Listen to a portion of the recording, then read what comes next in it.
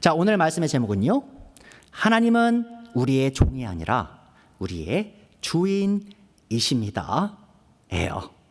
자, 예수님을 믿는 신자로서 우리는 다양한 정체성을 갖고 있습니다. 자, 여러분이 나는 그리스도인이다 라고 말할 때 나는 이런 사람입니다, 나는 저런 사람입니다 라고 분명히 형용할 수 있는 그런 정체성은 하나씩은 다, 하나 이상씩은 아실 거예요. 자, 우리가 어떤 정체성이 있죠? 첫 번째로 그리스도인입니다 하면 우리는 하나님의 자녀입니다 라고 많이 표현하죠. 그래서 아버지 하나님께서 나의 아버지시고 그분이 나를 나의 자녀, 아들로, 딸로 삼아주셨습니다 라고 고백할 수 있어요. 또한 그리스도인들 우리가 뭐라고 부르냐면 성도라고 부릅니다. 여러분, 성도가요, 아십니까? 우리가 카톨릭 교회에서 성인 쓰죠. 성인.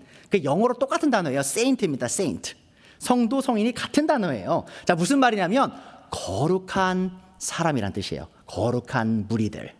자, 우리가 성도예요. 하나님께서 우리를 거룩하게 만드셔서 자신에게 속한 구별된 사람으로 삼으셨다. 그래서 우리는 성도라는 정체성을 갖고 있죠. 또 어떻죠? 우리가 성도라 하면 또한 우리는 천국에 속한 사람이에요. 그래서 우리는 여러분 이 땅에서 살지만 우리는 천국 시민입니다라고 우리 자신의 정체성을 또한 고백할 수 있어요. 또한 더 나아가서 우리가 그리스도인이다라고 하면 그리스도가 누구죠? 그리스도? 바로 예수님이시죠. 바로 우리는 예수님의 제자이기도 합니다. 자, 이렇게 우리는 그리스도인으로서, 믿는 신자로서 다양한 정체성을 갖고 있어요. 자, 그래서 우리가 하나님의 자녀로서, 거룩한 성도로서, 또 천국에 속한 천국 시민으로서, 또 예수님의 뒤를 따르는 예수님의 제자로서의 정체성을 잊지 않고 살아가야 함이 분명해 보여요. 자, 그런데 여기서 우리가 한 가지 더 잊지 말아야 할 아주 중요한 우리의 정체성이 있습니다. 자, 그것은 바로 무엇일까요? 자, 오늘 제목을 이미 보셨으면 아시겠죠? 바로 우리는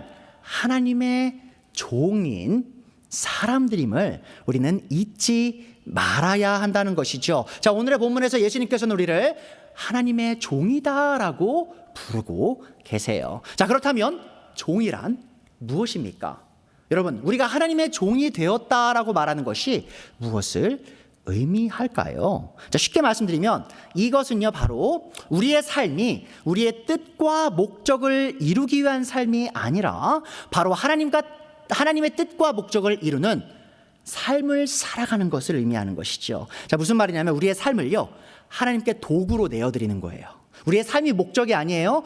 하나의 도구가 되는 거예요. 어떤 도구? 바로 하나님의 뜻과 목적을 이루는 도구가 되는 것이 바로 하나님의 종의 삶을 사는 것입니다. 자, 그런데 아주 큰 문제점이 우리 기독교 안에 이미 들어와 있습니다. 자, 어떤 문제점이냐? 수많은 그리스도인들이요, 마치 자신을 위해 하나님께서 존재하신다고 착각하며 살아요. 여러분, 무슨 말인지 아시겠어요? 많은 분들이 교회에 수천만 명, 수억 명들이 교회에 매주 주일마다 나옵니다.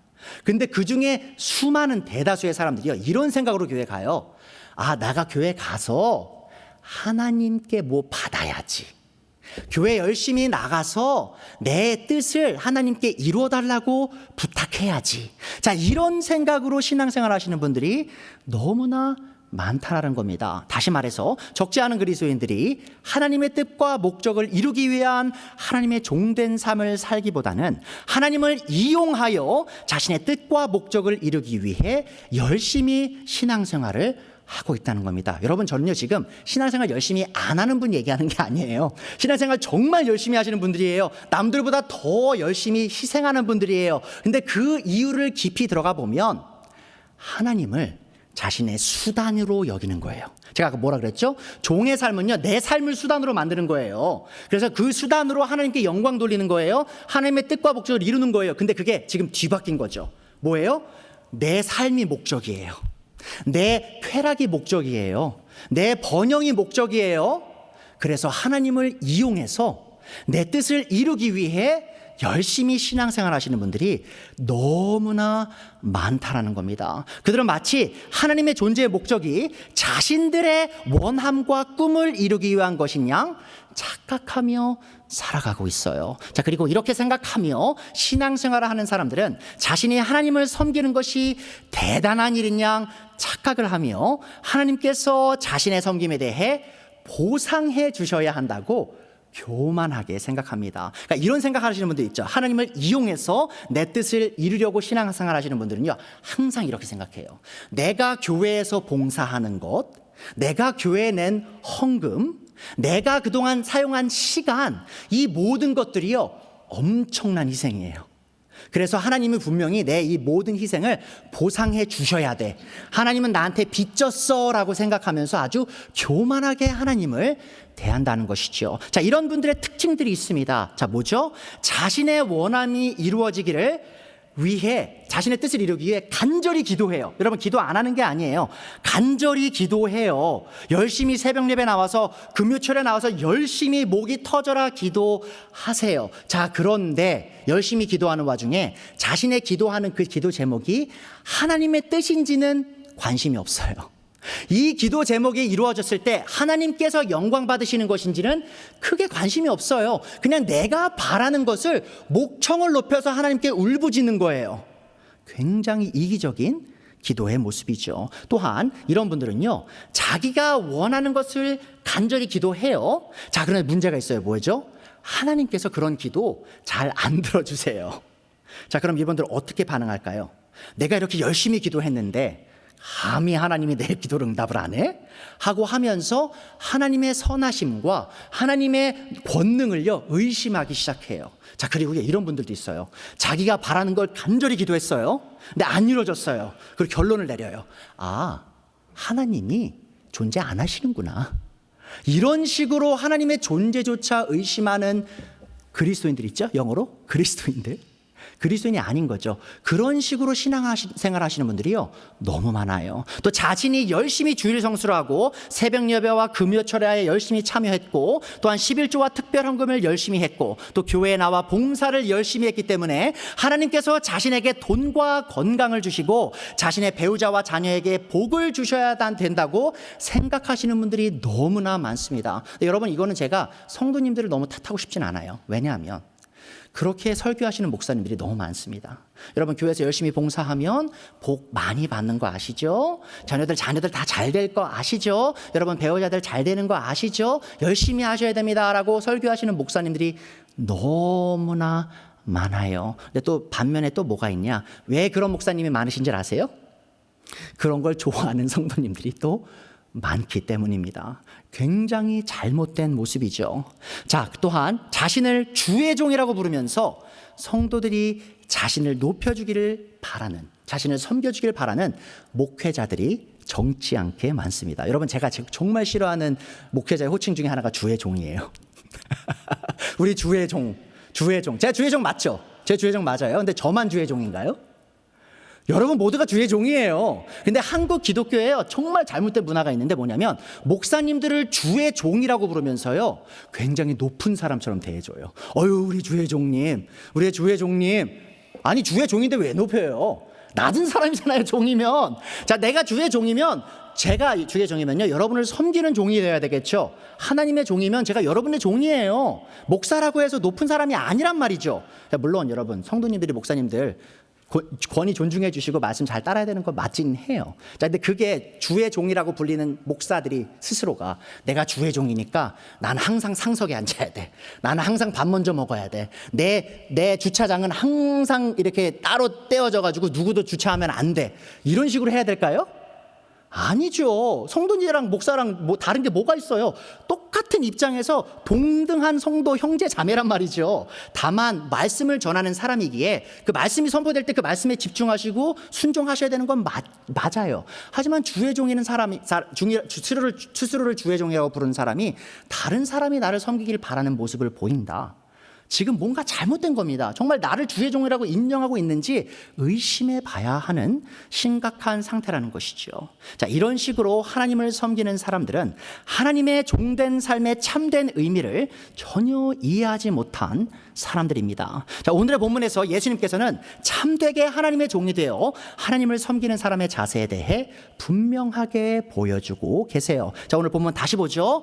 너희 가운데서, 누가복음 17장 7절이죠. 누구에게 밭을 갈거나 하거나 양을 치는 종이 있다고 하자 그 종이 들에서 돌아올 때에 어서 와서 식탁에 앉아라 하고 그에게 말할 주인이 어디에 있겠느냐? 오히려 그에게 말하기를 너는 내가 먹을 것을 준비하여라. 내가 먹고 마시는 동안에 너는 허리를 동이고 시중을 들어라. 그런 다음에야 먹고 마셔라 하지 않겠느냐? 그 종이 명령한 대로 하였다고 해서 주인이 그에게 고마워하겠느냐? 이와 같이 너희도 명령을 받은 대로 다 하고 나서 우리는 쓸모없는 종입니다. 저는 가치 없는 종입니다. 우리는 마땅히 해야 할 일을 하였을 뿐입니다. 하여라 라고 말씀하셨어요. 자, 그래서 오늘의 말씀의 대지입니다.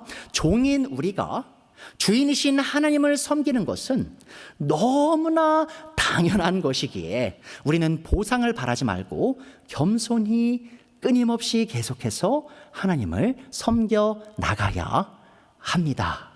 이게 노예된 종된 사람의 자세예요. 자, 우리는 우리의 전부를 다 바쳐 하나님을 섬기고 난 뒤 여전히 겸손한 마음으로 우리의 무익함, 우리의 가치 없음을 고백해야 합니다. 자, 그것이 참된 기독교 안에서 종된 자의 자세라는 것이죠. 자, 오늘의 본문을 통해 우리가 알 수 있는 첫 번째 진리가 있습니다. 첫 번째 요지죠.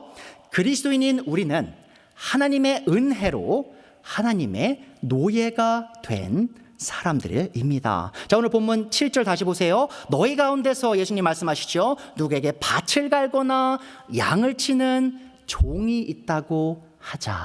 자, 여기서 누구 말하는 거냐면 바로 예수님의 제자들 얘기하는 거예요. 너희가 종인데, 자, 우리가 너네가 하나님의 종인 거 얘기하기 전에 이 세상의 종이 어떻게 살아가는지 한번 생각해 보자라고 예수님께서 말씀하시는 거예요. 자, 우리 모두는 이 한글 성경에서 종이라고 번역된 그리스어 단어가요, 둘라스라고 불림을 이해할 필요가 있어요. 둘라스. 근데 이 둘라스란 그리스어 단어가 로마 시대 때 어떤 식으로 이해됐냐? 사실 이게 종이라고 번역하면요, 약간 미흡한 번역입니다. 이것을 정확하게 직역을 하자면 종이 아니고요, 바로 노예예요. 노예. 영어로 slave라고 하고요. 그러니까 영어로 servant죠. 종이면 servant인데 servant가 아니라 slave 혹은 bond servant라고 번역할 수 있는 단어예요. 자, 그러면 여러분, 종과 노예의 차이는 무엇인가요? 자, 종과 노예는요, 사실 굉장히 비슷한 단어입니다. 그렇죠? 종도 섬기고요, 노예도 섬겨요. 주인을 섬기죠. 근데 약간의 뉘앙스의 차이를 갖고 있는 두 단어예요. 자, 종은요, 주인에게 노동과 섬김을 제공하고요, 그것에 대한 보상으로 살아가는 사람을 의미합니다. 다시 말해 종은 주인에게 섬김이라는 서비스를 제공하고 난 후 자신의 노동에 합당한 대가를 받는 사람이에요. 자, 그러하기에요, 종은 자신의 경제적 처지가 나아지면 주인으로부터 독립하여 살아갈 수 있습니다. 그러니까 옛날에 우리 6.25 시절 이후에요, 가난한 분들 되게 많았잖아요. 자, 그럴 때 가난한 분들이 자신의 아이들을 몸종으로 부잣집에 팔았단 말이에요. 자, 그러면 이 몸종이었던 아이가 나중에 자라서 스스로 자수성가하면 그곳에서 더 이상 살지 않고 나와도 되는 거예요. 그렇죠? 자신의 돈이 있는데 뭐하러 그 주인을 계속 섬겨요. 독립할 수 있는 상황, 그것이 바로 종이라는 단어가 갖고 있는 의미입니다. 자, 그러나 사전적으로 그리고 역사적으로요, 노예는 종과는 약간 다른 의미를 갖습니다. 이 노예는 그의 주인에 의해 몸값이 치러져서 주인에게 완전히 속한 사람을 의미해요. 그게 뭐냐면 주인이요, 노예를 갖기 위해서는요, 먼저 돈을 아주 몸값을 크게 치러야만 하는 거예요. 그 사람을 사서 자신에게 속하게 하는 것이 바로 주인과 노예의 관계라는 것이죠. 자, 1세기 로마 시대에 노예 한 명을 사기 위해 평균적으로 500데나리온에서 한 2000데나리온이 들었다고 해요. 500데나리온, 2000데나리온. 자, 이 데나리온 하나가 어느 정도의 값이죠? 성경 공부하신 분들 좀 아실 수도 있는데, 데나리온 하나는요, 바로 하루의 품삯이에요. 하루. 일꾼이 하루 일했을 때 버는 게 1데나리온이에요. 자, 무슨 말이에요? 그러면 노예 한 명을 살려면 500일을 일한 값을 페이하거나 아니면 2000일을 일한 값을 페이해야 되는 거예요. 엄청난 값이죠. 사실 그렇게 싼 게 아니었다는 것이죠. 자, 오늘날 미국의 그 중위 하루 품삯이 얼마인지 아십니까? 한 200불 정도 돼요. 그러니까 하루 우리가 일하면 평균적으로 한 200불 버는 거예요. 자, 그러면 요거를 우리가 대입을 해보면 노예를 한 명 산다라고 하면 최소 10만 달러에서 얼마죠? 한국 돈으로 1억 2천, 1억 3천 정도 돼요. 한 40만 달러, 그러니까 5억 가까운 돈을 들여야만 노예 한 명을 살 수 있는 상황이었다는 것이죠. 자, 이 말은 로마 시대의 주인이 한 노예를 얻기 위해 아주 큰 값을 치렀다는 말입니다. 또한 아주 큰 값을 치러 노예를 산 주인은 합법적으로 노예의 모든 권리를 소유하고 노예를 자신이 원하는 대로 부릴 수 있었음을 의미하죠. 자, 다시 말해 1세기 로마 시대에 노예는 철저하게 자신의 주인에게 귀속된 존재로서 자신의 모든 권리와 자유를 주인에게 내어준 존재였다는 겁니다. 그러니까 여러분, 노예가 뭐예요? 권리가, 인격적 권리가, 자유가 단 1도 없었던 존재라는 것이죠. 자, 그리고 오늘의 본문에서 예수님께서는 이러한 노예를 의미하는 그리스도의 단어인 둘라스를 사용하시면서 우리의 영적인 정체성을 정의하고 계십니다. 예수님께서는 우리를 하나님의 노예 혹은 자신의 둘라스 혹은 이 둘라스라고 부르신다는 사실, 이것이 뭘 의미할까요? 자, 이 사실은 모든 그리스도인들은 자신의 권리와 자유를 자신의 주인인 하나님께 모두 넘겨준 존재라는 겁니다. 여러분, bad news예요. 나쁜 소식이죠? 여러분, 그리스도인이시면 여러분의 삶에 여러분의 권리는 단 1도 없습니다. 여러분에게는 자유가 없어요. 왜요? 여러분의 모든 것은 다 하나님께 속했기 때문이죠. 자, 그렇다면 우리는 어떻게 하나님의 노예가 되었습니까? 자, 우리가 하나님의 노예가 된 사실을 바르게 이해하기 위해 우리 모두가 영적으로 어떤 상태에 놓여 있었는지 알아봐야 돼요. 무슨 말이냐? 우리가 하나님의 노예가 되기 전에 어떤 영적 상태였는지를 알아야 한다는 것이죠. 자, 첫 번째로요, 죄인인 우리 모두는 사탄과 죄의 노예로 태어났습니다. 자, 그러면 여러분 기분 나쁘실 수 있어요. 내가 왜 하나님 노예예요? 나 자유 있어요. 나 권리 있어요. 라고 말씀하시고 싶으실 수도 있는데, 근데 여러분, 하나님의 노예가 되는 게 사실 최상의 컨디션입니다. 왜냐하면 하나님의 노예가 아니면요, 바로 사탄과 죄의 노예일 수밖에 없기 때문이죠. 자, 바울은 예수님을 믿고 그리스도인이 된 에베소서 성도들이 예수님을 만나기 전 어떤 영적 상태에 놓여 있었는지 이렇게 설명합니다. 에베소서 2장 1절이죠. 여러분도 전에는 허물과 죄로 죽었던 사람들입니다. 자, 영적으로 죽어 있었던 거예요. 그때 여러분은 허물과 죄 가운데서 이 세상의 풍조를 따라 살고 공중의 권세를 잡은 통치자, 누구죠? 바로 공중에서 세상을 통치하는 사탄, 이 사탄 곧 지금 불순종의 자식들 가운데서 작용하는 영을 따라 살았습니다. 자, 예수님을 만나기 전 모든 사람은 자신의 허물과 죄 가운데 영적으로 죽어 있는 상태로 이 공중의 권세 잡은 통치자인 사탄의 통치 아래 살아가고 있는 것이지요. 자, 이 말은 곧 그들이 사탄의 뜻을 따라 하나님의 명령을 거스르는 죄를 짓기를 기뻐하는 영적 상태에 놓여 있다는 말입니다. 자, 그리고 하나님의 뜻을 거스르는 것을 즐기며 죄를 짓는 사람은 사탄의 노예일 뿐만 아니라 죄의 노예이기도 합니다. 자, 예수님께서 이렇게 말씀하셨어요. 요한복음 8장 34절. 예수님께서 말씀하시죠. 내가 진정으로 너에게 말한다. 이제 옛날 성경 가라사대죠. 예수님께서 가라사대. 죄를 짓는 사람은 다 죄의 둘라스다, 죄의 노예이다라고 말씀하셨어요. 이 사탄과 죄의 노예 제도 아래에서 영적으로 죽어가고 있던 우리가 어떻게 사탄과 죄의 노예 생활로부터 자유함을 얻었습니까? 바로 우리는 하나님께서 자신의 아들의 생명을 통해 이루신 구속 안에서 사탄과 죄의 노예 생활로부터 자유함을 얻었습니다. 여러분, 구속하다라는 단어 있죠? 영어로 redeem, verb로 하면 동사라면 redeem이고요. 명사로 redemption이라고 하거든요. 구속하다. 그게 뭐냐면 그 노예 가운데 있는 사람을 구해주는 거예요. 어떻게? 내 값을, 그 노예 값을, 몸값을 치러서 구해주는 걸 구속이라고 하는 거예요. 자, 그 일이 그리스도 예수님 안에서 일어났다는 겁니다. 두 번째로요, 하나님께서 메시아이신 예수님의 피값으로 우리를 은혜롭게 구속하셨습니다. 그러니까 하나님께서 우리를 사셨어요. 아주 큰 값을 치르고 말이죠. 자, 그래서 바울이 말합니다. 고린도전서 6장 19절. 여러분의 몸은 여러분 안에 계신 성령님의 성전이라는 것을 알지 못합니까? 여러분은 성령을 하나님으로부터 받아서 모시고 있습니다. 여러분은 자신의 것이 아닙니다. 누구 거예요? 하나님 거예요. 왜요? 하나님의 영이 우리 안에 살아계시니까요. 자, 그런데 왜죠? 왜 우리가 하나님께 속했죠? 20절. 여러분은 하나님께서 값을 치르고 사들인 사람입니다. 여러분, 이게 구속이에요. 구속, redeem, redemption. 자, 그러므로 여러분의 몸으로 하나님을 영화롭게 하십시오. 뭐죠? 하나님의 노예로서 살라는 거예요. 하나님의 영광을 위해 살라는 거죠. 자, 하나님께서 어떤 값을 치러서 우리를 사탄과 죄로부터 해방시키셨습니까? 바로 자신의 아들의 피, 곧 메시아이신 예수님의 생명을 내어주셔서 우리를 사탄과 죄의 노예 생활에서 해방되게 하셨습니다. 자, 베드로 사도가 베드로전서 1장 18절에서 말하죠. 여러분은 조상으로부터 물려받은 여러분의 헛된 생활 방식. 자, 우리의 헛된 옛날 생활 방식이 뭐예요? 바로 사탄과 죄를 섬기던 옛날 방식이에요. 거기에서 어떻게 되었어요? 우리가 해방되었어요. 자유함을 얻었어요. 여러분도 아시지만 그 옛날 생활 방식으로부터 해방을 얻은 일은 은이나 금과 같은 썩어질 것으로 된 것이 아니라, 자, 무슨 말이냐, 여러분. 교회에 여러분 전 재산 다 갖고 오셔도요, 죄 용서 안 돼요. 여러분, 그 사탄으로부터 벗어날 수 없어요. 죄로부터 벗어날 수 없어요. 그게 아니에요. 어떤 게 필요하죠? 어떤 값이 필요해요? 우리의 해방을 위해서. 19절.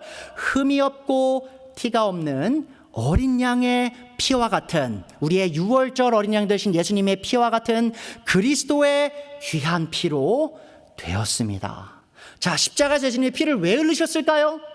바로 우리를 이 죄의 속박, 사탄의 속박으로부터 벗어나게 하시려고 자신의 생명값을 거기서 치르신 거예요. 자, 하나님 아버지께서 우리를 사랑하셔서 자신의 아들을 보내셔서 피를 흘려 우리를 대신한 희생물이 되게 하셔서 우리의 죄값을 대신 치르게 하셔서 우리가 죄로부터 더 이상 얽매이지 아니하고 그곳에 해방될 수 있는 길을 여셨다는 것이죠. 우리는 죄의 노예였어요. 사탄의 노예였어요. 그런 우리를 불쌍히 여기셔서 자신의 아들을 희생시키셔서 우리를 그 큰 값으로, 아주 귀중한 예수님의 생명값으로 사셨다는 것이죠. 자, 그렇게 우리 모두가 하나님의 노예가 된 것입니다. 자, 로마서 6장 22절이죠. 이제 여러분은 죄에서 해방을 받고, 자, 죄에서 해방됐다는 건 무슨 말이에요?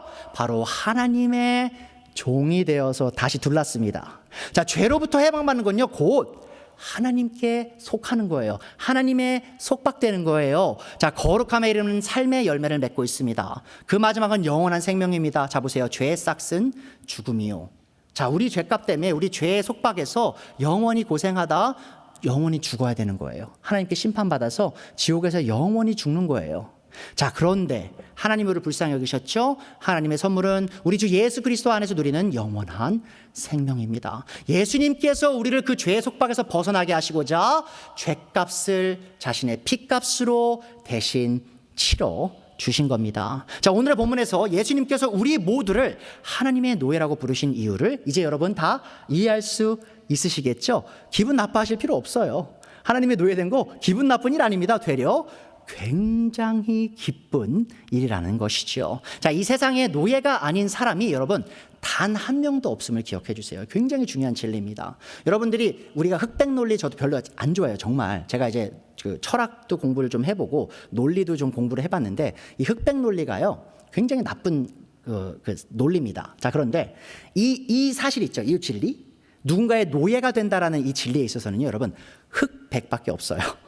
자, 무슨 말이냐? 하나님께 속한 노예와 하나님께 속하지 않은 노예, 바로 죄와 사탄에게 속한 노예밖에 이 세상엔 없다라는 것이죠. 중간에 하나님께 속하지도 않고 죄에도 속하지 않은 사람은 이 땅에 누구도 없다라는 겁니다. 그리스도인인 우리가 기뻐해야 할 사실은 우리가 더 이상 사탄의 노예가 아닌 하나님의 노예라는 사실이죠. 자, 하나님께서 아무런 가치 없는 죄인인 우리를 위하여 자신의 아들의 생명을 십자가에 내어주셔서 우리를 자신의 노예로 삼으셨습니다. 자, 그리고 우리는 하나님의 이 놀라운 구속을 하나님의 은혜의 구속이라 부를 수 있는 것이죠. 자, 그래서 하나님께 받은 이 노예 정체성, 이것은요 우리가 은혜의 선물이라고 볼 수 있는 거예요. 여러분, 은혜 뭐죠? 우리가 일하지 않아도 받는 것, 우리가 받을 수 없는 가치, 우리가 받을 수 없는 자격이지만 그 귀한 선물을 받을 만한 자격이 없는 사람이지만 하나님께 주신 그 놀라운 선물, 자, 그것을 우리가 은혜의 구속이라 부를 수 있는 겁니다. 자, 그리스도인인 우리의 삶 속에서 일어난 일 중 가장 기쁘고 즐거운 일 중 하나는 바로 우리가 사탄과 죄의 노예 생활에서 벗어나 하나님만을 섬기는 하나님의 노예가 되었다는 사실입니다. 자, 그리스도인인 우리 모두가 경험한 이 영적인 진리를 아주 효과적으로 설명하는 구약의 역사적 사건이 있었는데, 여러분 혹시 아시겠어요? 한 민족이 노예의 속박으로부터 구출된 사건. 어디서 나오죠? 자, 모세오경에서 나오죠? 바로 출애굽 사건입니다. 여러분 기억하세요? 이스라엘 민족이 어떤 존재였어요? 하나님께 속한 언약 백성들이었어요. 자, 그런데 그들이 이집트에서 어떤 일을 당했어요? 이집트 파라오와 그의 군대들이 이스라엘 민족을 노예로 만들어버리죠. 자, 죄의 속박, 그 죄의 속박을 상징하는 그 이집트의 그 노예의 속박 아래 이스라엘 민족이 들어가게 됩니다. 자, 그런데 그런 그들을 불쌍히 여기셔서 하나님께서 누구를 보내시죠? 이집트에 바로 모세를 보내세요. 자, 모세를 보내서 그 민족을 이집트의 그 속박, 노예의 속박으로, 노예제도 속박으로부터 벗어나게 하는 이야기가 바로 출애굽 이야기입니다. 자, 그런데 예수님께서 모세에게 내가 너를 보내니 이스라엘 민족에게 내가 이 일을 이룰 것이다라고 얘기해라 하고 하는 장면, 이 출애굽기 6장에서요 하나님께서 모세에게 이렇게 말씀하십니다. 6절, 그러므로 너는 이스라엘 자손에게 말하여 나는 주다. 하나님 말씀하시는 거죠. 나는 이집트 사람들이 너희를 강제로 부리지 못하게 거기에서 너희를 이끌어내고 그 종 혹은 노예 사리에서 너희를 건지고 나의 팔을 펴서 큰 심판을 내리면서 너희를 구하여 혹은 구속하여 내겠다라고 말씀하세요. 참 중요한 게 있죠. 하나님께서 이스라엘 민족을 이집트에서 구해냈어요. 구속하셨어요. 자, 그리고 멋대로 가게 내비두시나요? 자, 이제 너네는 구원 받았으니까 너들 맘대로 살아. 이제 너네 자유야. 하고 싶은 거 다 해. 이렇게 하세요? 아니요. 다음 구절 보세요. 그래서 7절, 너희를 누구의 백성으로 삼아요? 나의 백성으로 삼고 나는 너희의 하나님이 될 것이다. 그러면 너희는 내가 주 곧 너희를 이집트 사람의 강제 노동에서 이끌어낸 너희의 하나님임을 알게 될 것이다. 자, 보세요. 하나님께서 뭐라고 말씀하세요? 너희가 그 파라오의 노예 제도의 아래 있는데, 죄의 노예입니다. 사탄의 노예 제도죠. 영적인 의미를 말하면, 자, 그로부터 건져서 너희를 나의 속박 안에 거하게 하겠다. 나만을 섬기는 나의 종으로, 나의 노예로 삼겠다라고 하나님께서 지금 말씀하시는 거예요. 자, 이 모든 이 진리를요, 사실 신약의 그리스도인이 된 모든 사람들이 이미 다 경험을 한 겁니다. 우리 모두가 다 이 출애굽을 경험한 거예요. 예수님을 믿는다면 어떻게 경험했어요? 우리도 이스라엘 민족처럼 죄의 속박 아래, 그 사탄의 속박 아래 놓여 있었어요. 자, 근데 예수님께서 그 십자가에 흘리신 그 피값으로 인해서 우리는 이 노예 죄로부터 자유로워져 해방되어서 이제는 하나님을 섬기는 하나님의 종과 노예가 되었다는 것이죠. 자, 그렇다면 이런 놀라운 은혜를 입어 하나님만을 섬기는 노예가 된 우리는 어떤 자세로 우리의 주인이신 하나님을 섬겨야 할까요? 자, 오늘 두 번째 마지막 요지이기도 합니다. 하나님의 노예인 우리는 우리의 주인이신 하나님을 위한 희생의 섬김을 당연한 것으로 여겨야 합니다. 자, 설교를 시작하면서 얘기했던 것처럼 스스로를 그리스도인이라고 부르는 사람들 중 적지 않은 사람들이 마치 하나님께서 자신의 안녕과 번영을 위해 존재하시는 것처럼 생각하고 행동하곤 합니다. 자, 그들은 자신의 섬김을 통해 어떻게 하면 하나님을 기쁘시게 해드릴까 고민하기보다 하나님을 통해 얼마나 많은 육적인 복을 누릴 수 있을까를 고민하죠. 그래서 어떻게 하나님을 이용해서 하나님이 나 건강하게 만들까? 어떻게 하나님 이용해서 하나님 나 승진하게 만들까? 어떻게 하나님 이용해가지고 나 사업 대박 내게 만들까? 이런 걸 고민한다는 거죠. 스스로가 하나님의 노예임을 인식한 사람이 이러한 태도로 신앙생활을 할 수 있을까요? 저는 결코 그럴 수 없다라고 확신합니다. 자, 그리고 이런 마음가짐을 가진 채로 하나님을 섬기는 사람들은 하나님을 향한 자신의 섬김이 엄청난 희생이라 착각하면서 하나님으로부터 큰 보상을 받기를 기대한다는 것이죠. 자, 그러나 이러한 마음가짐은 노예의 마음가짐이 아닌 품삯을 받고 일하는 고용인의 마음가짐입니다. 노예는 결코 보상을 바라고 자신의 주인을 섬기지 않습니다. 자, 스스로가 하나님의 노예임을 바르게 인식한 사람들은 하나님을 섬기는 것을 자신의 당연한 의무로 여기기에 그것에 대한 보상을 바라지 않는다는 것이죠. 자, 우리는 오늘의 본문 말씀으로 돌아가서 우리가 어떠한 태도로 하나님을 섬기는 노예가 되어야 하는지 배워보도록 할 겁니다. 자, 누가복음 17장 7절 다시 보죠. 너희 가운데서 누구에게 밭을 갈거나 양을 치는 노예가 있다고 하자. 그 노예가 들에서 돌아올 때에 어서 와서 식탁에 앉아라 하고 그에게 말할 주인이 어디 있겠느냐. 자, 예수님의 질문의 대답이 뭐예요? 당연히 없죠 라는 것이죠. 그렇죠? 여러분, 주인이 노예가 아무리 힘들게 밖에서 일하고 와도 주인이 아직 밥을 안 먹었어요. 근데 둘 다 배고파요. 주인도 배고프고 노예도 배고파요. 그럼 어떤 주인이 노예한테 아유 너 고생했으니까 나 먼저 밥 먹어. 일로 와. 내 자리에 앉아서 밥 맛있게 먹어라. 내가 섬겨줄게. 이렇게 하는 주인이 이 세상에 있나요? 없나요? 없어요. 왜죠? 주인은 주인이고 노예는 노예이기 때문이죠. 노예는 아무리 힘들어도 돌아와서 여전히 집안일을 해야 합니다. 왜요? 주인을 섬겨야 하기 때문이죠. 바로 노예는 자신의 주인을 섬기는 것을 자신의 삶의 당연한 의무라고 여기는 사람임을 기억해 주세요. 자, 예수님이 계속 말씀하시죠. 8절 오히려 그에게 말하기를 너는 내가 먹을 것을 준비하여라. 내가 먹고 마시는 동안에 너는 허리를 동이고 시중을 들어라. 그런 다음에야 먹고 마셔라 하지 않겠느냐? 당연한 말씀이죠. 주인이 당연히 노예에게 그렇게 하겠죠. 자, 그 노예가 명령한 대로 하였다고 해서 주인이 그에게 고마워 하겠느냐? 자, 무슨 말이냐면 이거예요, 여러분. 주인이 노예가 자기를 이렇게 힘들게 일하고 와가지고 또 밥 먹는데도 섬겼어요. 자, 그러고 나니까 주인이 벌떡 일어나가지고 아유 감사합니다 우리 노예님 나 이렇게 섬겨주셔서 너무 고마워요. 제가 뭘 더 해드릴까요? 뭘 해줄 수 있을까요? 이렇게 하냐는 거예요. 그렇게 합니까 주인이? 안 하죠. 노예가 나를 섬겼는데 당연한 건데 주인이 노예한테 아유 고맙습니다 뭐하러 해요? 아유 수고했어. 가서 쉬어라고 얘기하겠죠. 자, 예수님의 질문에 대답 당연한 거예요. 그 주인은 자신의 노예의 섬김에 대해 고마워하지 않아도 된다라고 우리가 대답할 수 있는 것이죠. 자, 그리고 자신의 주인을 섬기는 노예도 자신의 주인이 자신의 섬김에 대해 고마움을 표현할 필요가 없다고 여길 거예요. 자, 왜죠? 그가 주인에게 속한 노예로서 해야 할 의무가 곧 주인을 섬기는 일이기 때문이죠. 자, 하나님을 자신의 주인으로 모신 모든 그리스도인들은 하나님을 섬길 때 같은 마음가짐을 가져야만 합니다. 자, 하나님의 노예가 된 우리의 삶의 최우선 순위는 반드시 우리의 주인 되신 하나님을 섬기는 것이 되어야 한다는 것이죠. 자, 제가 지금 하는 말이 그러면 오해하시면 안 돼요. 지금 제가 하는 말, 자, 하나님을 항상 최우선으로 섬기십시오 라고 하는 말이 곧 여러분이 가지신 거 다 팔아가지고 교회에 다 내세요. 여러분 사업체 다 정리하셔가지고 교회에 다 내세요. 자, 여러분 시간 100%다 교회에 와서 사용하시고 섬기세요라고 말하는 것일까요?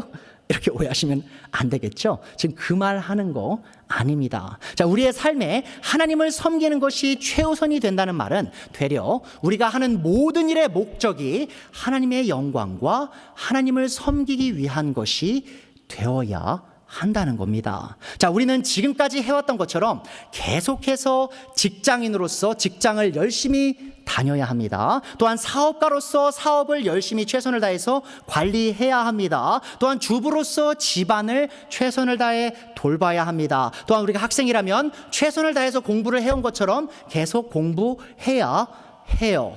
자, 이런 이 최선을 다해야 하는데 이런 모습을 보면 그리스도인의 삶이 성공하기 위해 노력하며 살아가는 세상 사람들의 삶과 크게 달라 보이지 않을 수 있어요. 자, 무슨 말이냐? 월요일부터 금요일까지 두 사람을 비교해요. 똑같이 회사에 나가서 일하고 열심히 일하고 똑같이 학생이면 공부하고 주부면 똑같이 열심히 집안 아이들 잘 돌보고 다 똑같죠. 모습이 똑같아요. 자, 그러나 그리스도인인 우리가 열심히 살아가는 세상 사람과 달라야 할 아주 중요한 부분 하나가 있습니다. 자, 그것은 바로 우리가 우리의 과업에 최선을 다하는 목적이 바로 하나님 섬김과 하나님 영광이 되어야 한다는 것이죠. 자, 하나님의 노예가 된 우리에게 우리의 직장과 사업체는 우리의 삶의 목적이 될 수 없습니다. 자, 무슨 말인지 아시죠? 세상 사람들은요, 여러분, 자신의 직업을 자신의 삶의 목적으로 둬요. 자기의 커리어를. 그렇죠? 그리고 자기 커리어를 싫어하는 사람들은 어떤 걸 목적으로 두는지 아세요? 가장 빨리 은퇴하는 거. early retirement. 자, 그게 꼴이죠. 왜요? 편하게 쉬고 싶으니까.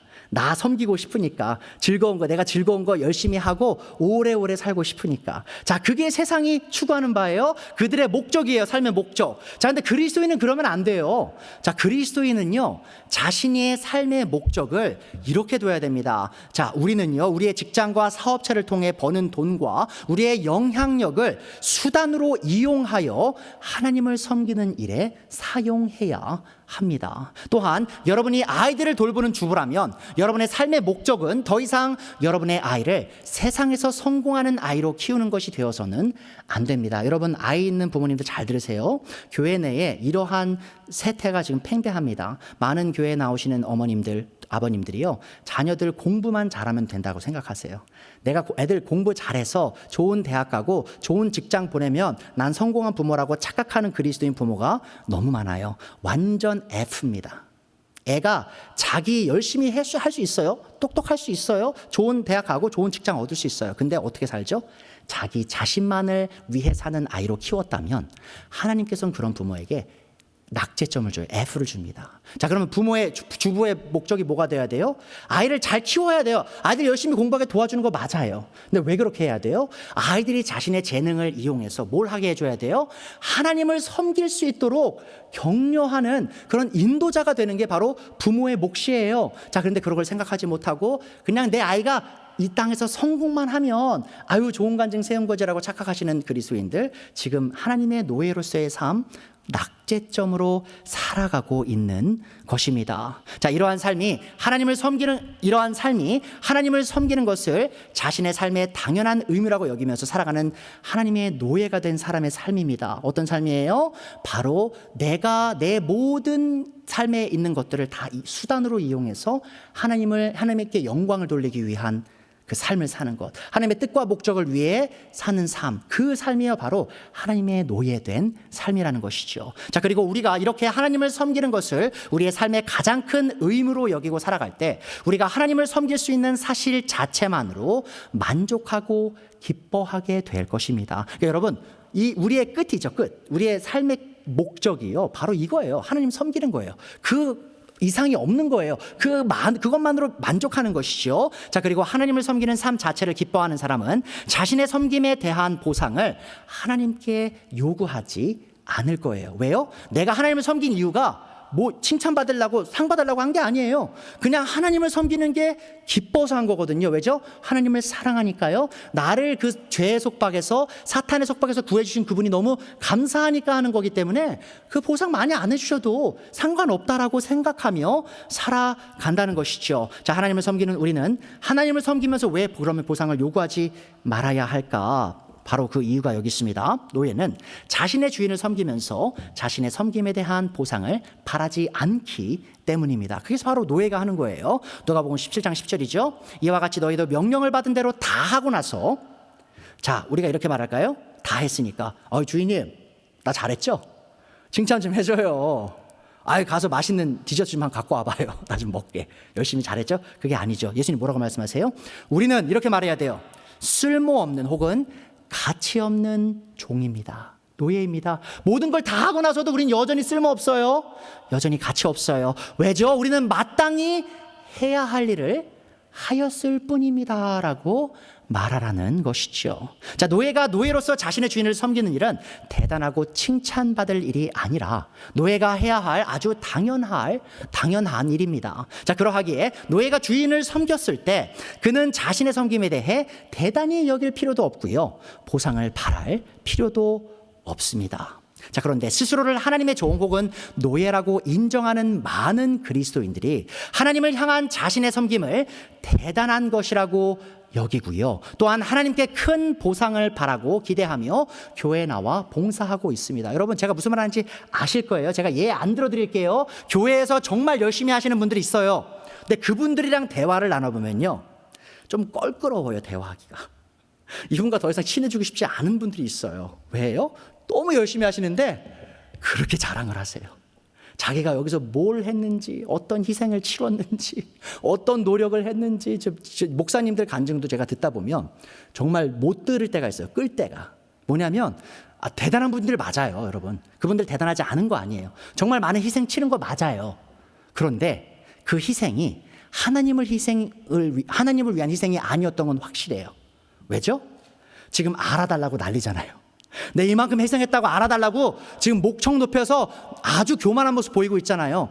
노예의 모습이 아니에요. 내가 아무리 큰 희생을 내 주인을 위해 치렀어도 노예는 당연한 거예요. 그 희생을 치르는 게. 그래서 그것을 떠벌릴 이유가 없다라는 것이죠. 지금 그 말을 예수님께서 하시는 겁니다. 자, 그래서 교회 내에서 열심히 하시는데 그것을 꼭 인정받기를 바라시는 분들, 꼭 그것을 떠벌려야 되시는 분들, 또한 그것에 대한 보상으로 하나님이 나에게 복 주셔야 된다고 하나님께 요구하시는 분들은요, 여러분, 아직 이 복음의 진리를 제대로 이해하지 못한 분일 확률이 아주 높습니다. 단순히 잘못된 그리스도인이 아니고요, 아예 그리스도인이 아닐 확률이 아주 높아요. 자, 앞서 말했듯이 우리 모두는 죄인으로서 사탄과 죄의 노예로 비참하게 살아가던 사람들입니다. 그런 비참한 상태에서 죄 가운데 죽어가던 우리를 불쌍히 여기셔서 자신의 아들의 생명을 내어주셔서, 뭘 내어줘요? 자신의 아들 예수님의 생명을 내어주셔서 우리를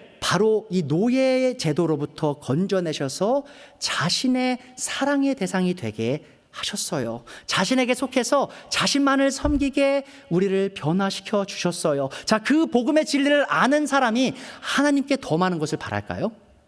여러분, 저는 정말 진심으로 이렇게 생각합니다. 제가 이 교회 개척하고 있죠. 그리고 제가 미국 교회에서 부목사 하고 있죠. 그리고 제가 PhD 공부도 하고 있죠. 제가 이런 모든 일들을 한 번에 감당하는 게요, 정말 쉽지 않아요. 정말 쉽지 않은데 제가 많은 시간을 투자해야 되고요, 제 체력을 깎아야 되고요, 제 자신을 많이 희생해야 되는 게 사실입니다. 자, 그런데 여러분, 저는 단 한 번도요 하나님께 이렇게 기도한 적이 없어요. 하나님, 제가 이렇게 시간이 너무 부족하고 잠을 못 잘 때고 있고 너무 힘들 때가 많이 있는데 하나님, 저 이쁘죠? 하나님, 저 잘해 주셔야지. 하나님, 저 하나님 왕국에서 좀 더 높은 자리에 두셔야죠. 이렇게 기도한 적이 한 번도 없어요.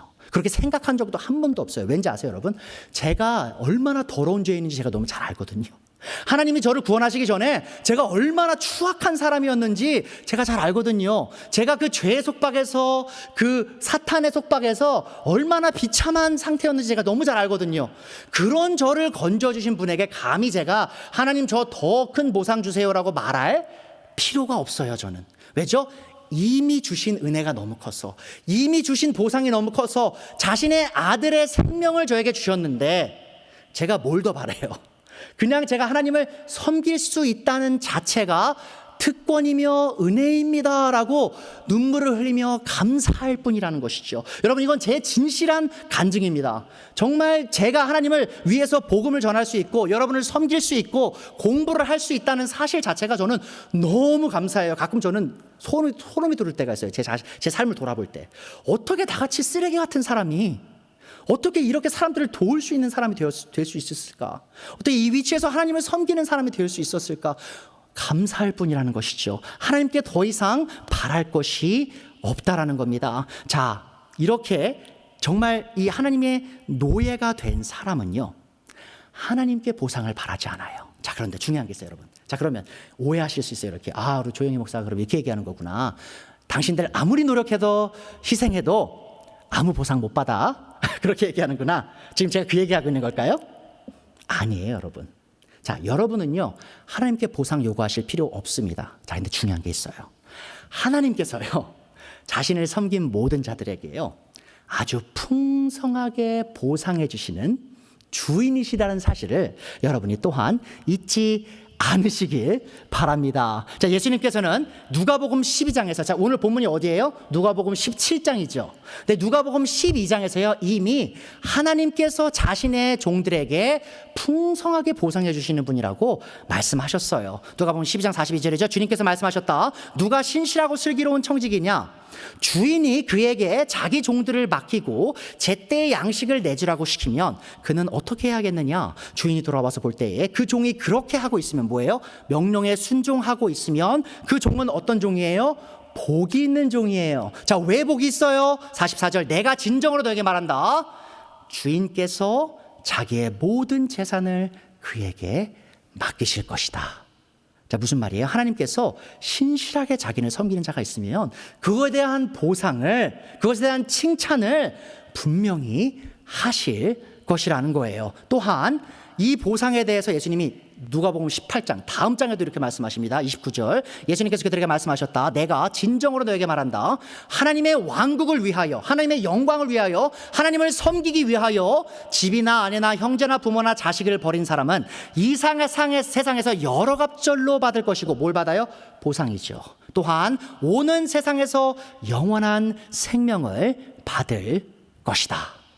자, 보세요. 하나님이 우리가 치른 희생 분명히 다 풍성하게 갚아주시는, 보상해주시는 능력 있고 신실하신 하나님이시라는 것이죠. 자, 오늘의 본문을 통해 우리가 내려야 할 결론은 하나님을 향한 우리의 섬김에 대한 어떠한 칭찬과 보상이 없다는 것이 아님을 기억해 주세요. 되려 하나님께서는 자신을 향한 우리의 섬김에 대해 풍성한 보상을 하실 것입니다. 다만 우리가 오늘의 예수님의 가르침을 통해 배워야 할 것은, 우리가 이 땅에서 하나님을 섬겨 나갈 때 계속해서 겸손한 자세로, 노예의 자세로 하나님을 섬겨 나가야 한다는 것입니다. 자, 우리는 최선을 다해 우리의 모든 것을 바쳐 하나님을 섬겨 나가야 합니다. 그것이 우리가 하나님의 노예로서 마땅히 해야 할 책무이죠. 자, 그리고 우리는 하나님을 향한 우리의 섬김에 대해 떠벌릴 필요도 자랑할 필요도 없습니다. 그리고 그것에 대한 보상을 하나님께 요구할 필요도